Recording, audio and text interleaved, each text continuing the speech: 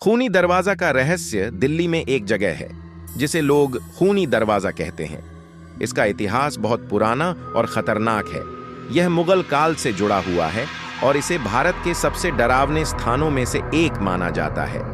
पृष्ठभूमि 1659 में मुगल साम्राज्य के उत्तराधिकारी बनने की होड़ में औरंगजेब ने अपने भाइयों का कत्ल करवाया था।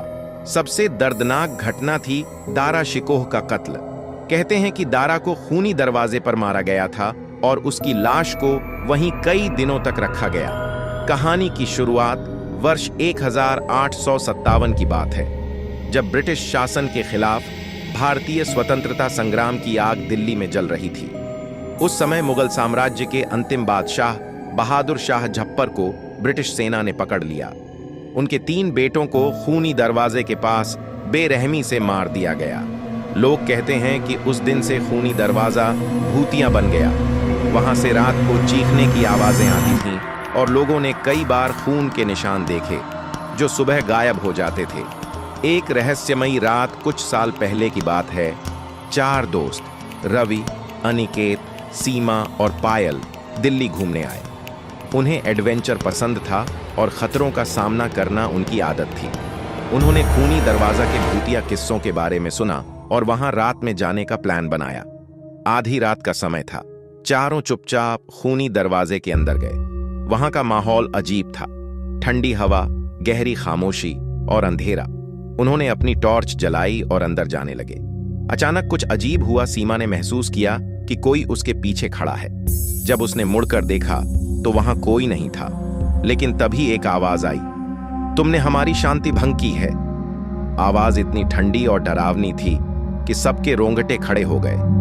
अचानक दीवारों पर खून के छींटे दिखने लगे। एक धुंधली आकृति प्रकट हुई। 3 राजकुमारों की आत्माएं। उनकी आंखों से आंसू बह रहे थे और वे गुस्से में दिख रहे थे। हमने यहां अपनी जान गंवाई है। यह स्थान हमारा है। यहां से चले जाओ। भागने का समय डर के मारे चारों ने भागने की कोशिश की, लेकिन दरवाजा बंद हो गया। रवि ने हिम्मत दिखाते हुए कहा, हम सिर्फ यह जानने आए थे कि यहां क्या हुआ। कृपया हमें जाने दें। आत्माओं ने जवाब दिया, अगर तुम हमारे लिए इंसाफ का प्रण करो तो हम तुम्हें छोड़ देंगे। चारों ने वादा किया कि वे लोगों को इस स्थान के इतिहास और पीड़ा के बारे में बताएंगे। अंतिम संदेश आत्माएं धीरे धीरे गायब हो गईं और दरवाजा खुल गया।